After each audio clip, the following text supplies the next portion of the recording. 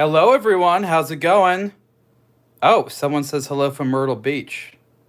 Um, are you allowed to go to the beach in Myrtle Beach? I've actually never been to Myrtle Beach. That's in South Carolina, right? I've heard good things about Myrtle Beach.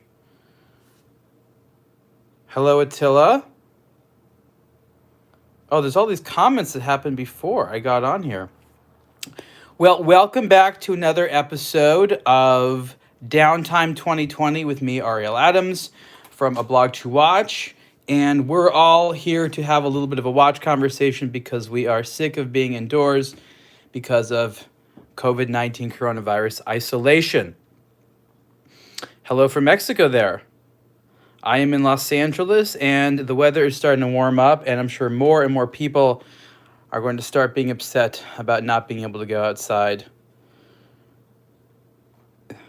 Who here has what they think is the best COVID-19 at-home coping mechanism to get, I don't know, relaxation or the sense of being outside or nature? Who thinks they've got it figured out? They've got this isolation thing down. Anyone? I mean, I just freely admit that I'm not going around people, but I'm going outside. I'm taking my bike out. I'm going hiking. I mean, I'm definitely isolated, but that's what I'm doing. No, Sonny, you're hanging out inside all day? That's what you're doing? That's your way of doing it? Listen, there's something to be said about, following the protocol. Hello there in Singapore.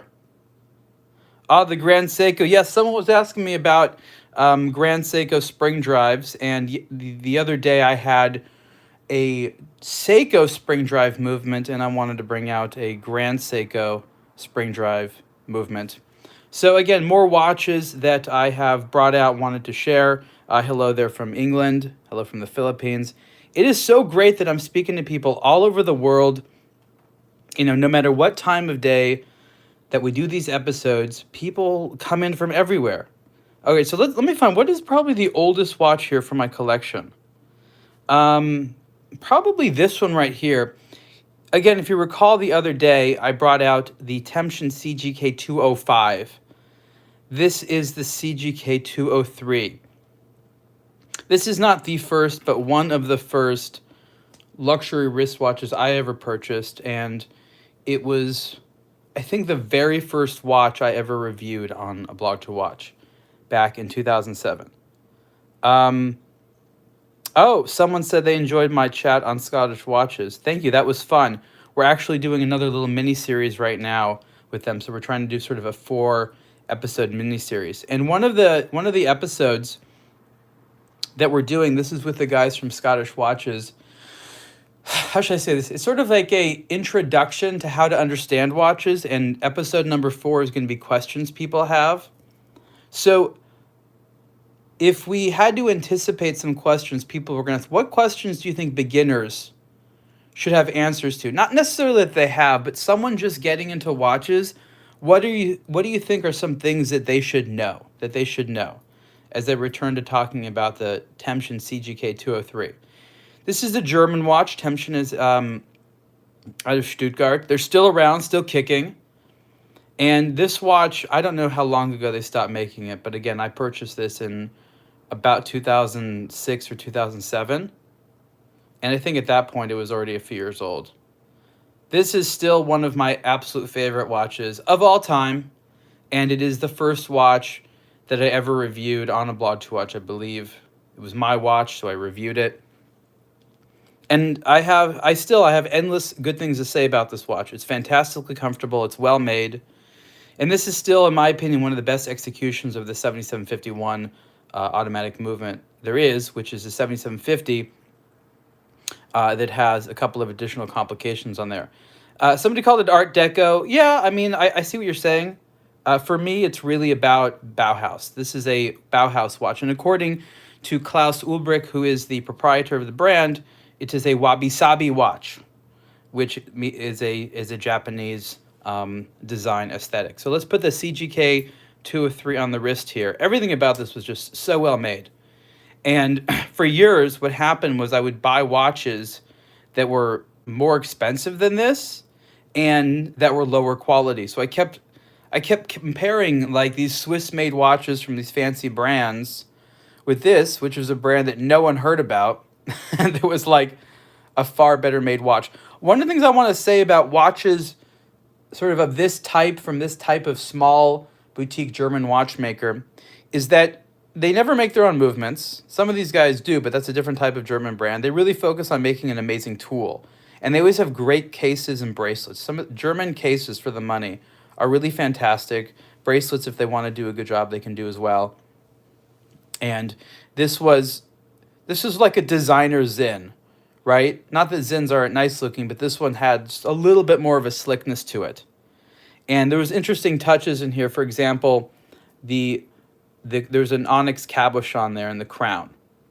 And if you see the tolerances and the finishing, again, this watch is probably about 20 years old now and looks fantastic to me. You know, there's things that you see in this that you might see in a Speedmaster. You know, you think of the hour markers in the hands. You're like, oh, that looks like a Speedmaster. And yes, the Speedmaster proved they have a matte black dial with high contrast hands that doesn't have any reflective surfaces. That makes for a very good tool watch.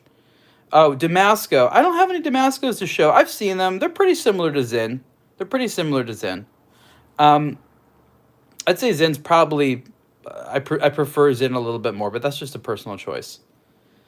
And for whatever reason, there was a gold rotor here on the 7751 automatic movement, and you can see that this is about as nice of an execution as you can get. It's got the blued steel screws, the polishing there. This is about as nice as they come. And I believe, I don't remember, but this might have been chronometer certified. I don't remember.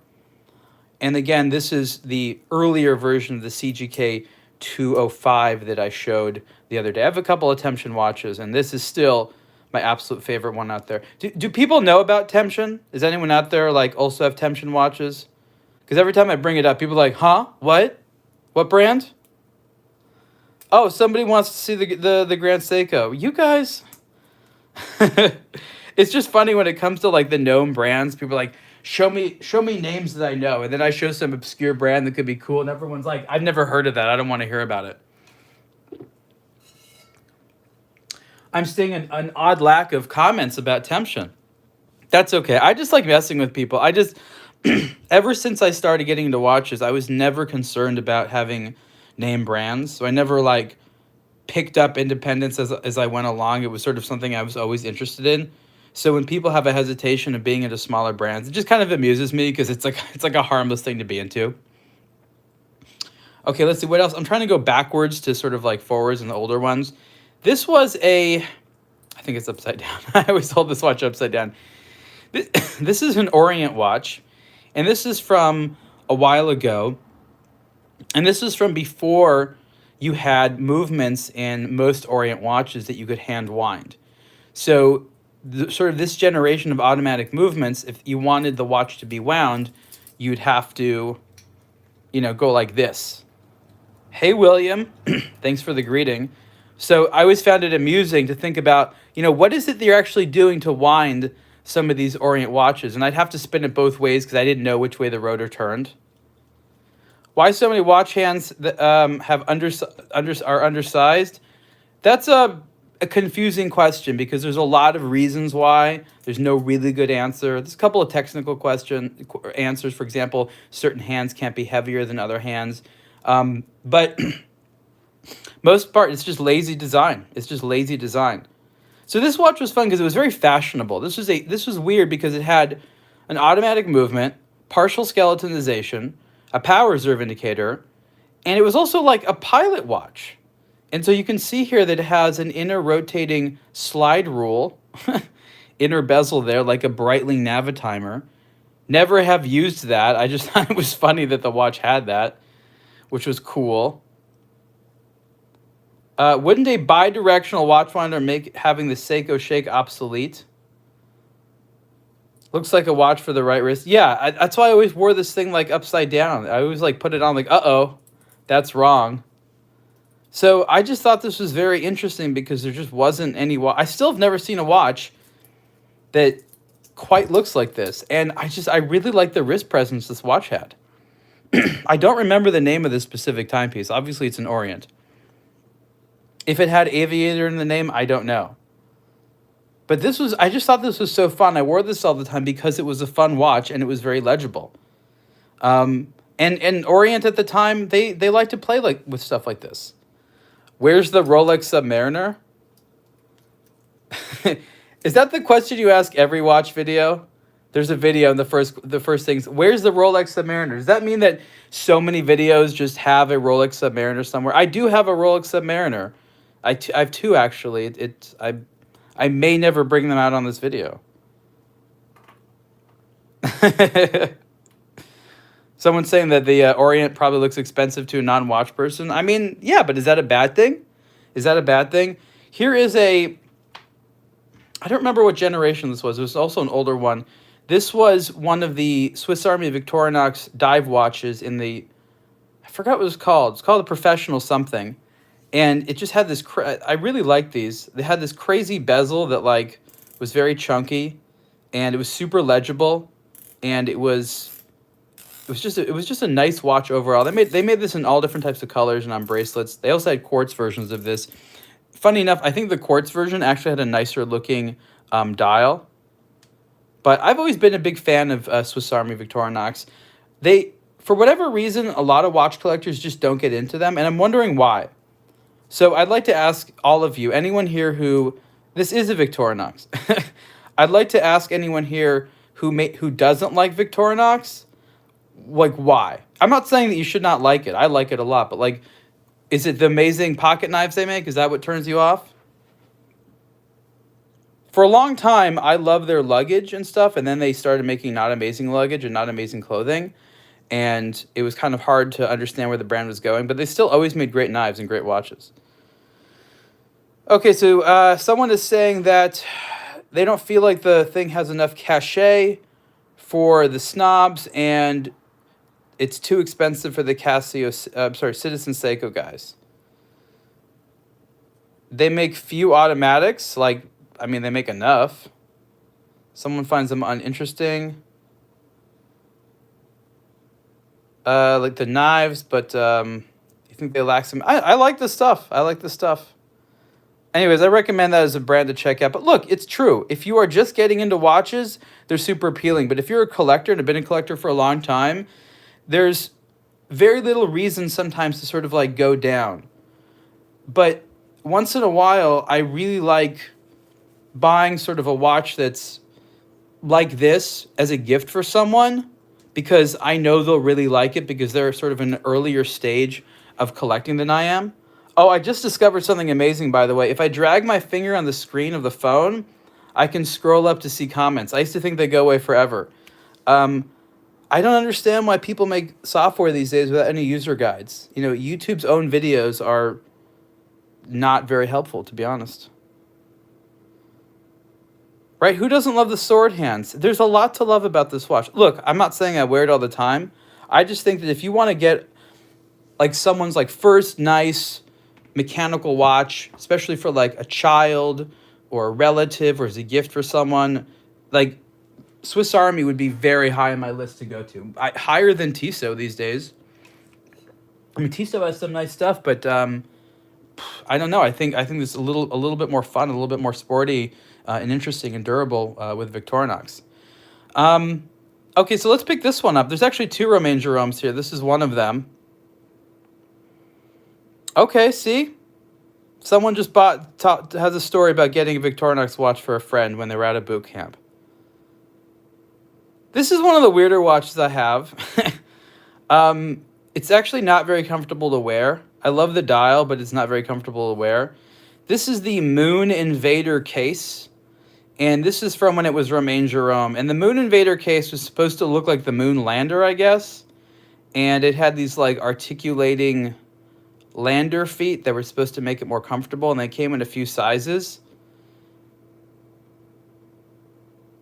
And you can see here how there's sort of, I think it was right here, or on most of them when they were the Moon Invader ones, right here was like this plate that had a little dust from the moon. It was like in this plate. And so then they took this Moon Invader watch collection and they went ahead. Do I ever say no? To like what? There's all kinds of things I say no to. Oh, hello from Malaysia, Daniel. So the Moon Invader case is again, for me, not comfortable. But this was the first Super Mario watch, and it was built in this 3D technique where they sort of built it up from a base layer. So like sort of like little bits of material at a time to create this three-dimensional pixelated look that I thought was really nice looking. Unfortunately, there was no other animation on the dial. I mean, I always thought that, I don't know, that Mushroom could spin as like the seconds hand or something. I think it's the lack of movement on here that kind of made it not as great as it could be. And the Moon Invader case, which is, I mean, look, it's a cool looking one, but it's just a disaster. I don't know why this is so big. With somebody, sometimes, I lend my watches to other people that want to wear them, so I'll put them on. And I'll be like, I don't even remember who was wearing it, because I usually have mine on the smallest size all the time because I have small wrists. I'm trying to think to myself, like, who would want to wear this? It is a good conversation piece, but I have to say, I have found it very difficult to find too many places until recently that have people that like, video games and watches. It's happening more and more. Could I do a review on boon straps? I love boons. I wish I had more of them. If I had a bunch of boon straps, I would do a video on boon straps. Okay, so there it is. That's the Moon Invader case. They actually made a smaller one for women, which I don't know if that was more comfortable, but it was a female one, and it was much smaller. Okay, someone's saying they like video games and watches. Well, so do I, so there must be more of us. Look, there's more video game watches. I mean, okay, look, remember, this watch. When I designed this watch with Laco, what was the whole point of this watch? This is supposed to be a prop in the Fallout video game universe. If the Pip-Boy was to break and the lead character needed a watch, this was supposed to be their backup timepiece. So I created this to exist within sort of a fantasy video game world. If that doesn't like prove that I'm, I was raised a gamer, I don't know what does. Which is why, look, Super Mario was the first video game that got me into video games. I think for a lot of people, it was the first video game that got them into video games. I was a bit too young to get into like Pong, and I wasn't really quite around for that yet. And this was really the first one for me. So I thought it was cool, and it was also I think this was limited to 82 pieces, and that was my birth year. I mean, it was a cool watch. Let me see I'm trying to remember. This was definitely limited. Oh, it was 83. So this is, so I have 82 out of 83. All right, so this is the Romain Jerome Super Mario, and as people have pointed out, Romain Jerome no longer exists. First it was Romain Jerome, and then it was RJ, and now it's in hibernation. Someone is saying that I got them into watches in 2016. You're welcome, sir. And I'm sorry about your bank account. Okay, so this is another Romain Jerome. This is an earlier one. And what's really important to me about this one is it's designed by someone I know well. So at the time, a man named Ivan Arpa was running Romain Jerome, and the first watch he designed for the company was this. And he was a controversial character. Now he has his own brand called Artia. And I've known Ivan for a long time. I definitely consider him someone who's a friend.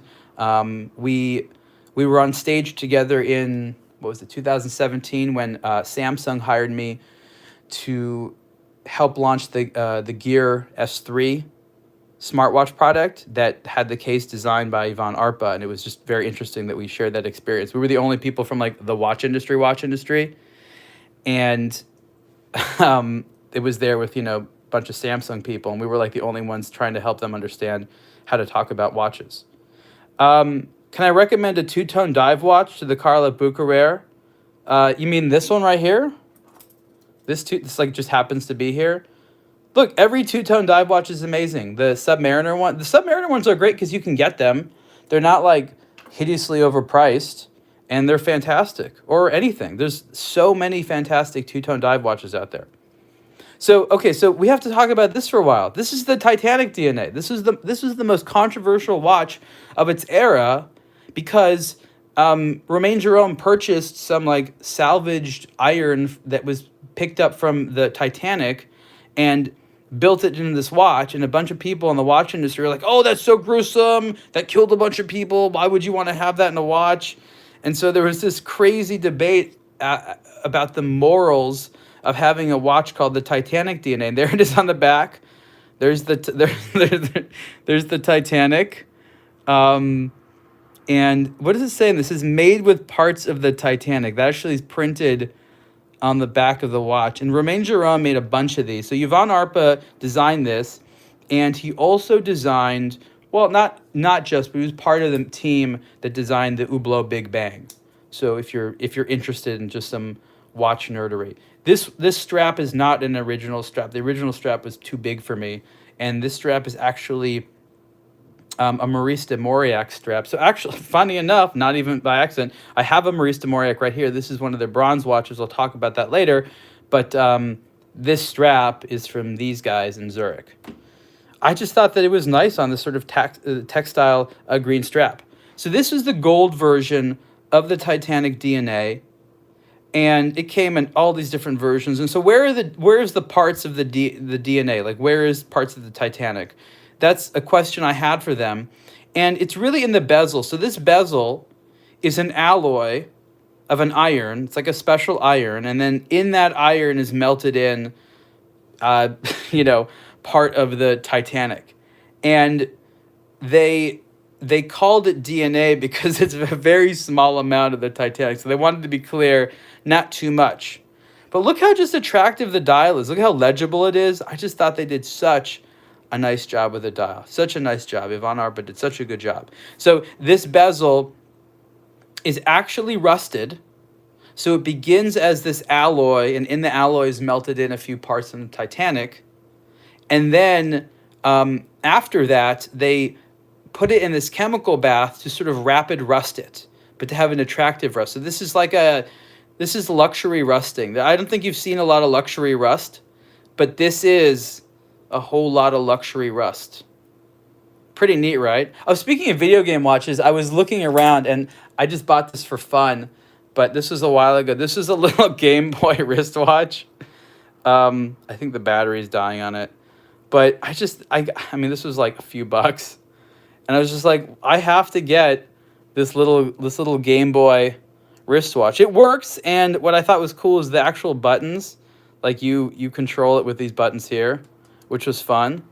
But this was ridiculous. I mean, it's like, I love how stuff like this comes out. Like Nintendo can't make a super amazing one. Like they come out with this, but something like this comes out. Where's the in-between?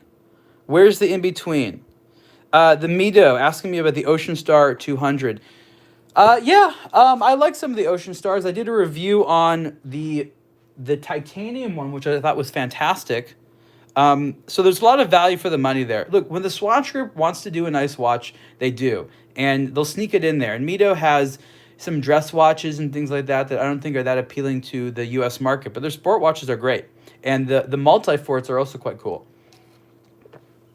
Okay, so this is the Romain Jerome Titanic DNA. And this is probably my favorite Romain Jerome watch I have, especially because it reminds me of Yvon Arpa, my friend, and because it was so controversial.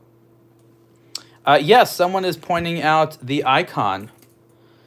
So this is the Maurice Lacroix icon chronograph. Do I think Oris is a cheap watch? What are you actually asking? Because from a price perspective, it is a fact that it is a cheaper watch than some other ones. So my belief on that matter is not consequential. I think this was the limited edition for the USA. It just had slightly different colors. But this is the someone had a funny way of saying it. Because it looks supposed to look like a Royal Oak, so they cut like Photomars, like Photomars Piguet. I thought that was amusing. Wasn't that delivered on a leather strap? It was, but one of the things that was kind of a big deal about the icon is it has quick release. So not just for the strap, for the bracelet. So you see how I just took off the bracelet like that? So you can take the bracelet off and swap it out with a strap very, very easily.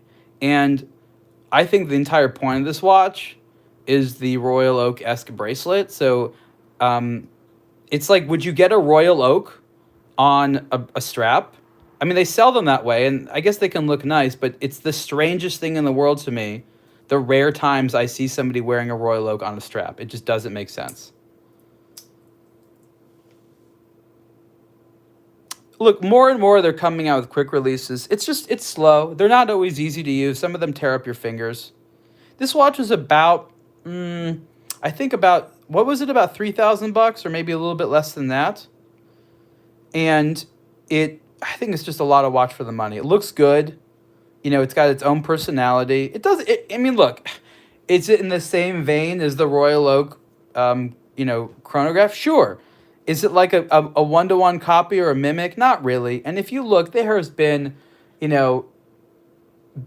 emulations of the Royal Oak theme for 40 years, basically ever since the Royal Oak came out. It's not that big of a deal, and this one is done quite well. Someone's asked me, what is the watch with the bright blue face? This one, the Karlev Bucherer? Is that what Jay's asking? We talked about this in another episode. This is the Petravi Scuvatech, the one with the blue dial and the matching blue and black ceramic bezel. And this is a two-tone with a lot of gold.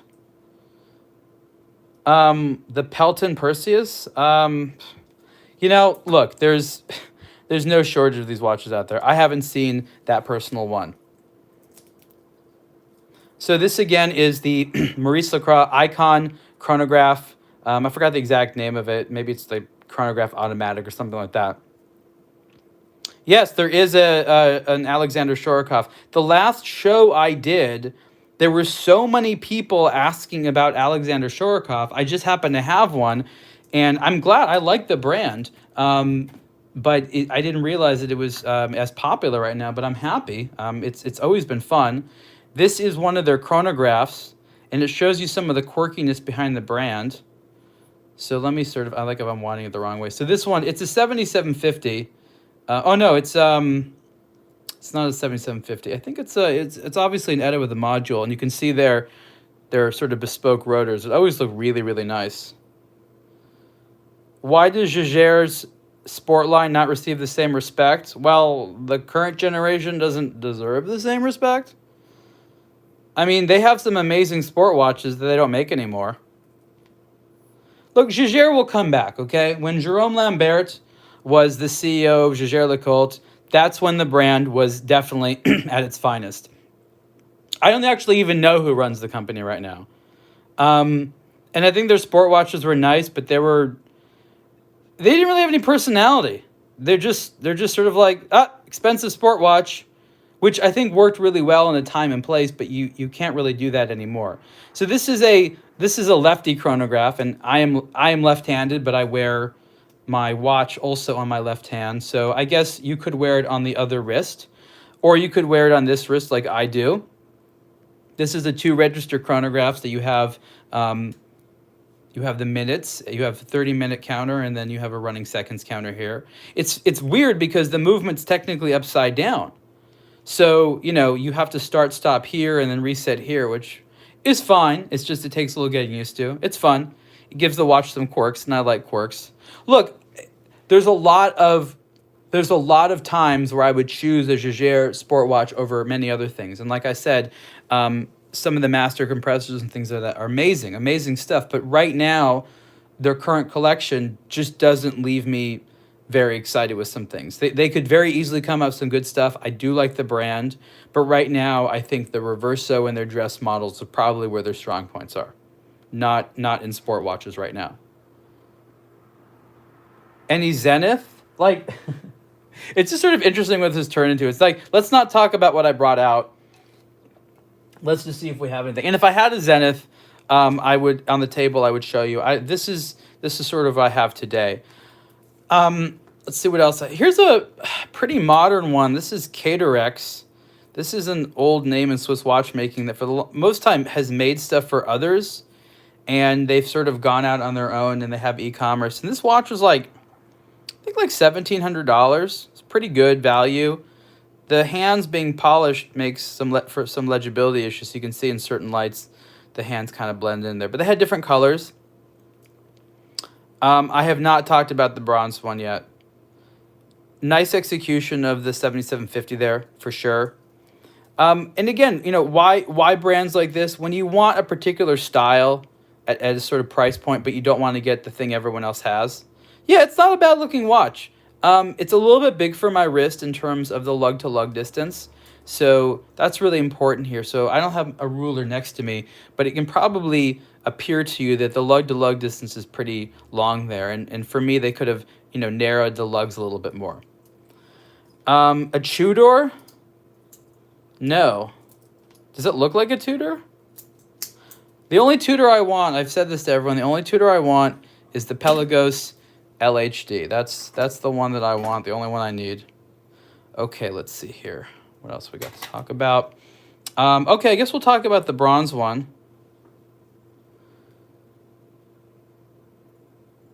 Kutark wants a bunch of Tudors. Hey, there's a lot of nice ones. Not the 58? Why would I want the 58? Isn't the 58 the smaller one? I just like bigger watches. It's a very personal thing. The Black Bay, yeah, the S&G, that's a nice one as well. I have to say, so they had the S&G, but they have the chronograph, that two-tone chronograph they make. That's a slick-looking watch. That Tudor, that is a nice one. What is it called? It's a Black Bay chronograph, but it's the two-tone one. Does everyone know what I'm talking about? People want a BB58. Look, I'm going to tell everyone this. Like, I really, the one thing I hate about the fact that we use the internet for learning about watches is you see what other people say, and then you believe that you need to like things that other people like. And I really think that people should collect in a complete vacuum. Like, everyone should talk about watches, but no one should say what they want. Like, it's too much of an influence effect. It's not healthy. People should make very individual choices about watches. Very individual choices. So this is the Maurice de Mauriac. This is the L2 Diver. And this is, the L2 is another watch that I guess I'll bring out sometime. I thought I brought it out. Actually, I guess I didn't bring it out. But this is the L2 Diver in bronze. And this is about a year old here. So you can see how the bronze has patinaed. Is that patina on the back? Yes. This watch just happens to have a bronze case back. And you can see some green developing there. It's not supposed to do that. But brands like Maurice de Mauriac, they're just like, I don't care. What effect this has on the watch overall, I don't know. The whole thing with bronze, everyone's afraid, like, oh my God, it'll turn people's skin green. I guess it does, but it washes right off. It's not that big of a deal. The funny thing is that, I can't talk about it. All right, well, there's a brand that's coming out with an all bronze bracelet. An all bronze bracelet. That's going to be funny. That's going to be a funny thing. Yeah, I mean, bronze is just one of those. Bronze is a real collector's material because if you try to go to someone like in the mainstream, like a mainstream consumer, and you try to explain to them why they should want a bronze watch, they will not understand. They're like, wait, it's a worse material than steel. It corrodes. It could have a reaction with my skin. It's usually coated. It's not actually used for these products anymore. It went away with the Bronze Age. Is it poor man's gold? I don't know that you'd be able to really explain to people other than watch nerds why bronze is a desirable material for a wristwatch. And I've seen in retail environments, salespeople utterly struggle to explain bronze. Why aren't brass watches as popular as bronze? Brass is very prevalent in watches, but it's usually coated. So movements, for example, are mostly made of brass, and they're rhodium plated and things like that. Don't forget the smell of it. Does bronze have a smell? I have to smell my watch. It does have a smell. It doesn't smell like steel. It has like a ship smell or something like that. I guess I'm not smelling my watches enough. I feel like I've really been missing out all these years. You have new watches every day with bronze watches. I mean, technically that's true, just not necessarily in a good way. So I'm reading all the comments here. It's kind of funny. Dress watches 40 millimeters and above. Look, I'm gonna tell you something. There is a dress watch for no matter what wrist size you have. Okay, if you want down to 32 millimeters all the way up to like I don't know 48 millimeters or something like that, there's a dress watch for you. So if you see a watch that comes out that you like, but it's sized in a way that doesn't work for your wrist, I sympathize with you. That does suck, but don't freak out about it. Don't get angry. Just go out there and recognize what makes sense for your wrist, and it's just that simple. I find 40 to not be large at all. This watch is, I think, 40 or 41 millimeters. Um, I find that to be pretty petite. So for me, I think, 39 to maybe 41 is a good dress watch size. Some people might consider that big. This is the first automatic watch from the company called MVMT. This is a Los Angeles-based brand, and they're kind of an interesting modern success story. A couple of guys like out of college just wanted to start, an online business concept and decided watches were the thing, and they took a bunch of pictures with models and did a bunch of fun stuff on social media and spent a lot of money in marketing. And yeah, it got there. And then Movado bought them for like $100 million. And I think they started development on this before. This is the Arc Automatic. And this is the thing I want to mention that's, I think, very important. All these brands, I don't care how inexpensive their watches are or how many units of $100 watches they sell, every single one of them at some point is like, you know what? We need to make a serious watch. We need to make a mechanical watch. There is this lure that even though they're making money, they feel like they need to make a better product. And so I find it very fascinating that all these companies sort of like one after another attempt to satisfy all of you enthusiasts. And they can't always do it, but sort of the lure of making the fine mechanical watch is so strong that even brands like MVMT, Daniel Wellington never have, strive to do it. And this isn't bad. This is like I think a $300 price point or something like that. Someone's asking me about Timex. I don't understand how someone's saying those are overpriced. I mean, like, the Q is like, not even $200. Are you talking about the mechanical ones? I mean, a lot of them use Japanese ones. They don't really use the Chinese movements anymore. Yeah, so someone's saying they never buy an MVMT for $300, but imagine this. Let's say you were in the MVMT lifestyle and wanted to graduate a step up from like your $120 watch to a $300 one. So I think they're trying to capture that. Apparently they've polled their audience and a lot of their people want mechanical watches. Is Oris a luxury watch brand? Sure, why not? Yeah, the Timex Marlin is a nice watch. I have a few of them, and I have to say, for the money, it's great. It's very similar to, the value proposition you would have from like an Orient Bambino or something like that. Why does somebody want to know the cheapest and most expensive? This isn't about money. It's a fair question, but social collecting should not be about money. It should be appreciation, design, and interesting stuff and conversations. But this is sort of a notion I picked up amongst people that were very wealthy when I first started getting into collecting, is that talking about money sours a conversation really, really fast.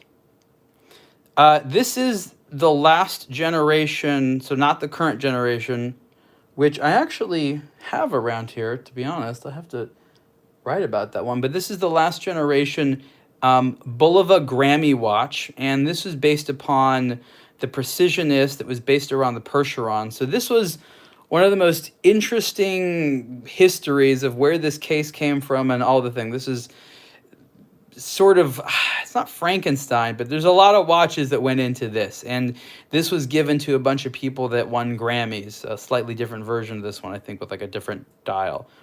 So there you have the official Grammy Awards special edition thing. And then remember that Bulova is the official sponsor of the Grammy Awards. And they tried to kind of connect it to music a little bit. You can see the hands are supposed to look like drumsticks, and the hour marker is supposed to look like some part of the guitar. But, they said this was supposed to look like, I forget those vertical lines like on a guitar stem. I'm not a guitar player, so I don't know what all the parts are called. The case came from a watch called the Percheron. Interestingly enough, the watch was a little bit bigger, but this case style was used for the world's most expensive Bulova ever, which was their 24 karat gold watch. And we have a hands-on of that one. There's still a few of those available, actually, but they made this insane watch. I like the bracelet a little bit more, but that's where this case shape came from. And this one's a little bit smaller than that one. That was 44. This was 40. Bulova, someone's pointing out that Bulova was the first brand to advertise on television. That's true, and they were also the first brand to advertise on radio, which is also true. So this is the, again, the I forget the exact name of it. I don't think it was in the was it the, yeah, it says, so it says Precisionist on the dial. So this is a Precisionist Grammy Award watch, or one of them. You know, it's distinctive and interesting. It's actually comfortable in the 40 millimeter size. And remember, the Precisionist movement is a high accuracy. This is the 260, no, actually more. Is it? Yeah, this is the 262 kilohertz quartz movement. So it has a sweeping seconds hand, far more accurate than your standard quartz movement, and still has a 2-year battery life.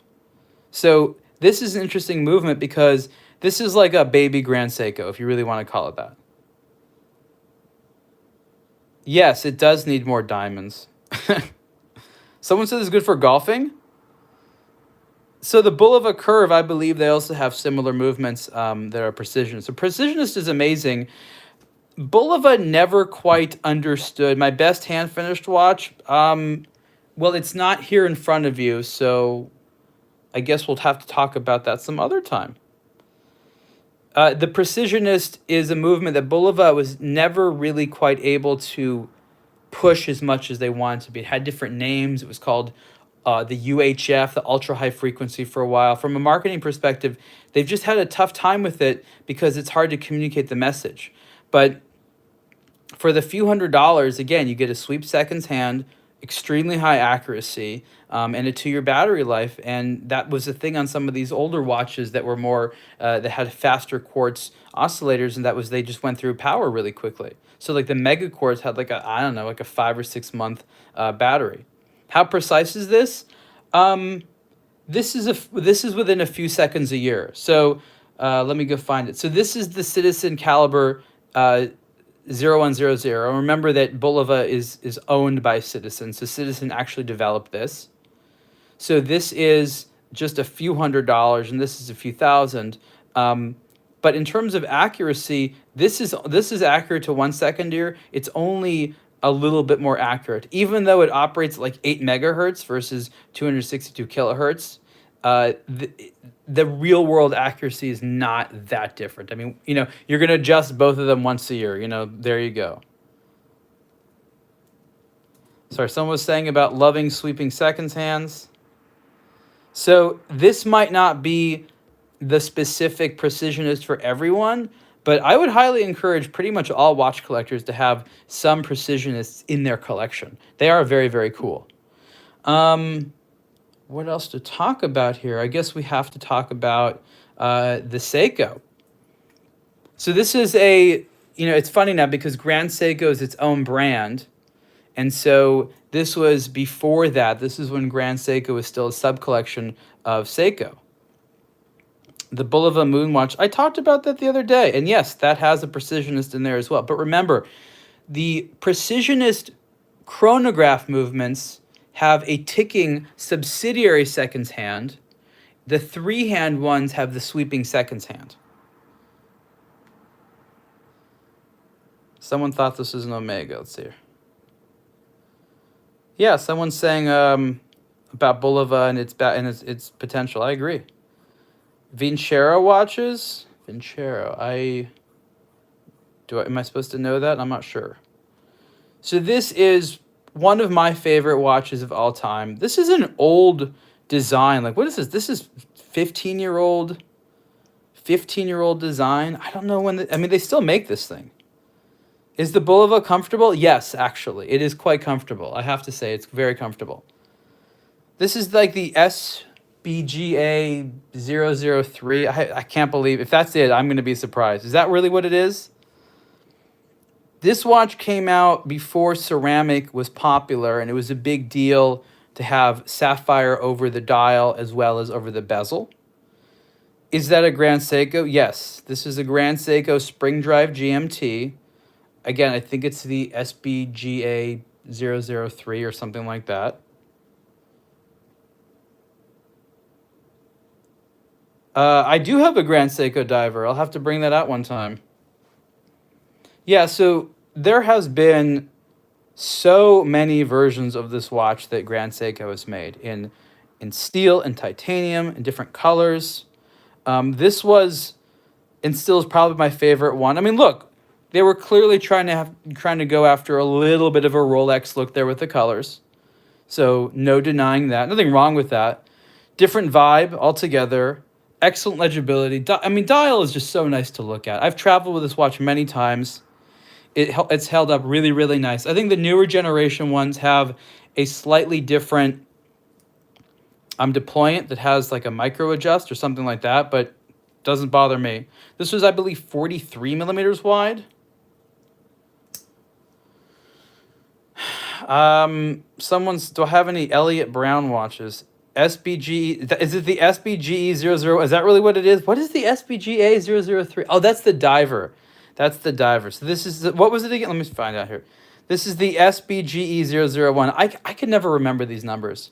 I have to say, it really bothers me that like people are into certain brands like Patek Philippe. They start mentioning things like the reference numbers as though like anyone else is supposed to know what they're talking about. That's pretentiousness. If you become one of those people that starts referring to watches by their reference numbers around people who you know probably don't know what it is, don't do that anymore, please. How often do I service my watches? I mean, I have watches that need to be serviced, and I don't because it's a hassle and it's expensive. I think the best advice that a watchmaker ever gave me is service them when they're broken. Otherwise, don't. They're just showing off knowing references. And, you know, in our society, we take so kindly to people that just like to show off. We find those to be model citizens, right? We have so many good things to say about people who are just doing things to show off. We hold them in high esteem and call them role models. What happened to Rado? Nothing. We just published an article about the bronze version of the Captain Cook, the 42. I mean, Rado definitely has a catalog of like mostly watches you might not want.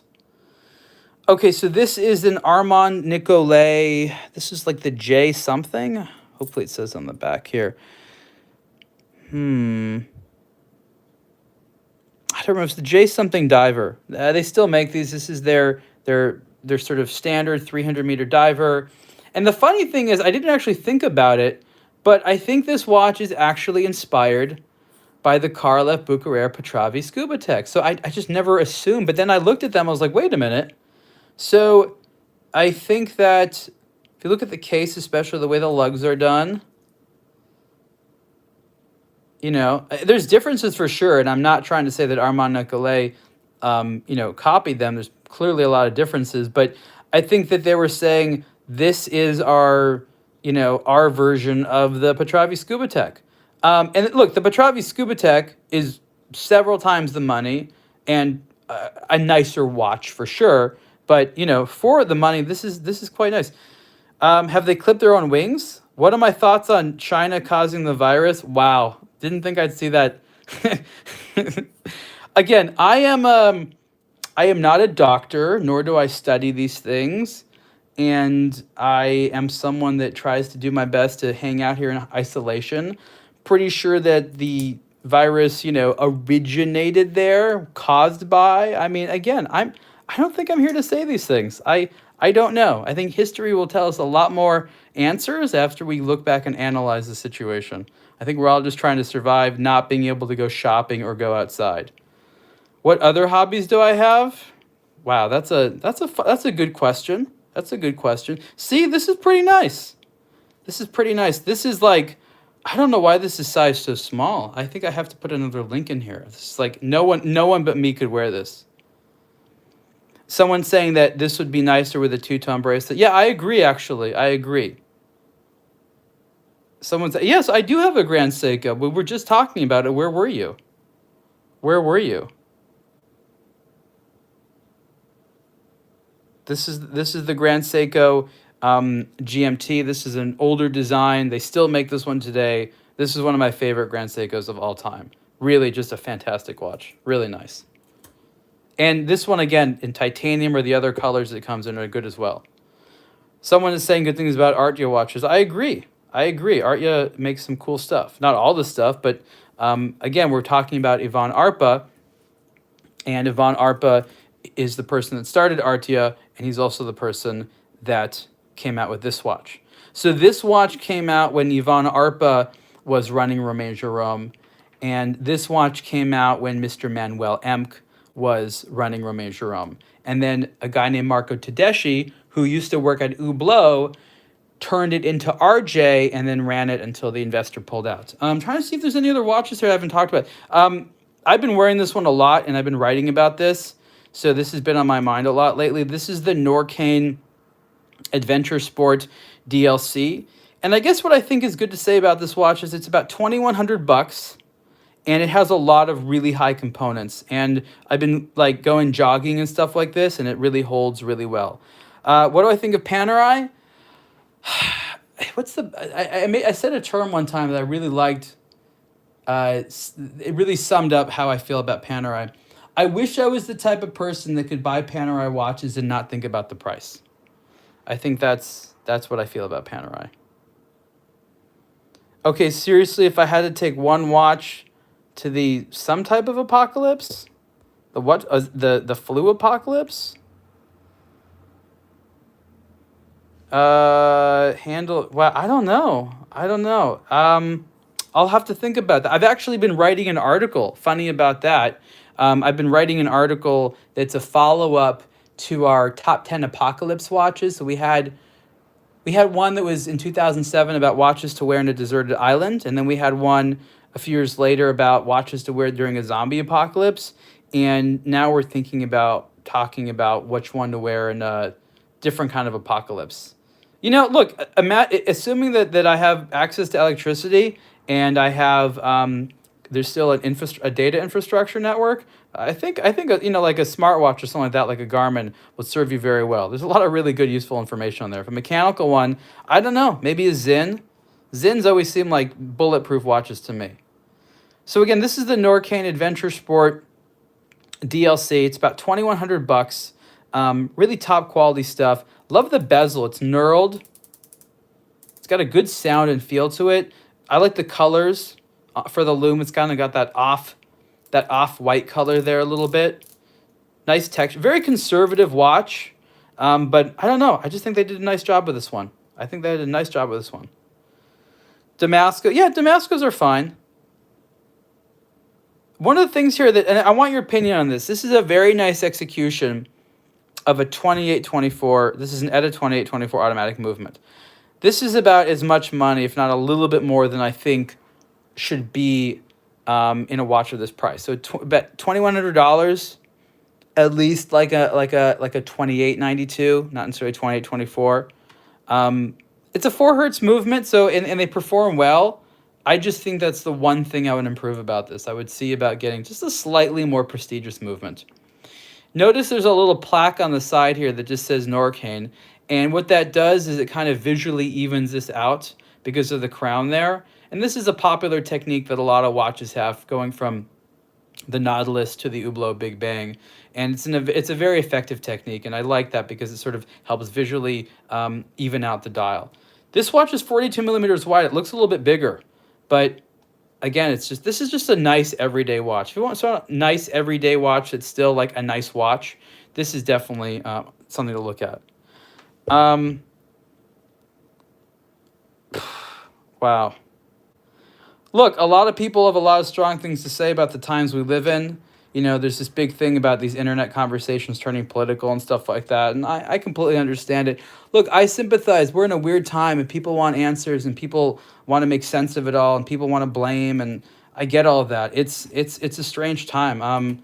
I think the interesting thing about a virus is that it's an enemy that every human being can agree we want to fight, right? No one's like, let's stick up for the virus. Like, no, everybody wants to kill viruses. Well, they're not really living. You can't destroy viruses, whatever. And And, humanity can all get behind that. So why are we trying to still find other humans to be angry at? Like, let's just be upset about the fact that there's a virus. Let's be friends with other people. And yes, let's stick to talking about watches. Finally, this is another Nubeo. I told you I collect them, and I brought out a two-tone one the other time. Somebody wants me to talk more about the Shorokov, which I will do that. But I love Nubeo. This is not the stock strap. The stock strap on here was quite interesting because it was, I believe, the first two-tone, well, not two-tone, multiple-tone. It was a camouflage rubber strap. And when I bought this, the strap had a little bit of damage on there, and I didn't want to damage any further because it's so custom. But the original strap that was rubber, they had to manually inject different colors of rubber into the strap in order to make each one of them. So there's some new techniques that have come out the last decade that don't require this. But the camouflage rubber strap on these Nubeo watches may have been the most effort-intensive camouflage things ever made. There's a watch strap. Okay, so let's take again look here. Just again the wonderful, all these parts here, but look how everything fit together so well. The tolerances on these were great. And this strap was not actually made for this, but just goes with it so well. Goes with it so well. So this watch is 43 millimeters wide, and this is definitely one of my weirder watches just because it combines this biomorphic design from a Spanish jeweler and camouflage. So it's like what a very cultured redneck would wear in Louisiana, maybe? I don't know. What is someone saying here? About the highly domed... Look, this is all about style, man. This looks like it's supposed to look like a jellyfish. This watch is inspired by Medusa, okay? Jellyfish. This watch was called the Jellyfish. It was like the Medusa, basically. But it's jellyfish watch. You looked at it from the side. The whole point was the case with the strap, that profile, was supposed to look like a jellyfish. It looks like that even more so on the stock strap. But this is one of my camouflage Nubeos, and there's not that many of these around. This is a rare watch, and I'm really happy to have one of these. What brand is the camo? That's a good question. Okay, it just says USMC. Is that GSMC? Actually, not quite sure. Maybe you can make that out. Maybe that's an F, 5, or an S? I'm not really sure. Leather on the inside, kind of like a plasticky canvas material. It's a fabric on the outside. It's a cool strap. Maybe it says here. No, it's not USMC. I know the USMC, but does that say US? Maybe it does. It just does. I guess it does say USMC. I don't know. It looks like kind of like a 5. Yeah, nylon on the outside. And again, this watch had a chronograph movement inside where they took out the chronograph. Why does it have a chronograph movement? Because they just wanted the subsidiary seconds hand here. So rather than make their own movement, they're just like, hey, let's take the 7750. Those are good, robust movements. Love all the detailing on the case here. This is a hand finished. Talking about hand finishing, this entire exterior of this case is all hand finished. I actually have to admit some ignorance. Look, I probably know way more about straps than most people, but when it comes to today's aftermarket strap makers and things like that, there's so many little guys out there. I don't know the majority of them. So I can tell you what a great strap is if I look at it, but I couldn't tell you the companies that make them. So here we are. This is once again, I think this is just called the Chrono. It's a little bit dirty there. How do you guys keep your watches clean? We wrote that article a few days ago, an interview I did with a watchmaker in Ohio about how to keep your watches sterilized. And I was curious, do people clean their watches? What do they use to rub them down? Yes, so Alexander Shorokov is a German watch. Alexander Shorokov himself is a is a Russian guy who moved to Germany, and he's lived there for many years. So it's a German brand by a German who was originally Russian national. Cool guy, cool, but very smart guy. Very smart guy. He's he's real. He's about as real as it gets in the watch world. I'll tell you that. And again, they put the movement upside down here for this interesting effect. I love the two-tone. I always thought that this sort of watch reminds me of, like, if you had a character in, like, Alice in Wonderland. Like, it's very Lewis Carroll. Maybe it's because, like, it reminds me of the aesthetic of playing cards, and I think about some of the characters as soldiers, as playing card soldiers in Alice in Wonderland. But, like, if one of those guys was wearing a watch, it feels like it would be something like this. Very smart design, very, very elegant, very cool. Yeah, whimsical, whimsical. Look, the brand makes some, like, far more whimsical things than this, but this is definitely on the more whimsical side. Okay, so everyone, that has been a great episode of Downtime 2020. Is everyone doing okay? Is everyone hanging in there? I respect that once in a while, you want to shout, you want to yell, you want to complain about what you think is wrong with the world, and that's okay. That's okay, but let's keep it fun. Let's keep it about watches. No one here on this conversation has done anything to hurt you, or can they do anything to help you. So let's just keep it fun. Keep it together, everyone. It's hard. Go outside, get a lot of fresh air, get sunlight. Do I have any G-Shocks? Of course. Someone's saying it's time for Armagnac. Not a bad idea. It's late here. It's 3 in the morning here. But again, I like doing these at all kinds of random times. So I'm a night person. People know that. Someone says that they clean their watch with their toothbrush. I hope it's a different brush than the one that you use to brush your teeth. But if not, I understand one's relationship with a watch can be that intimate. On that note, everyone, saying goodnight from Los Angeles. Keep it real out there. We'll talk to you soon. Bye.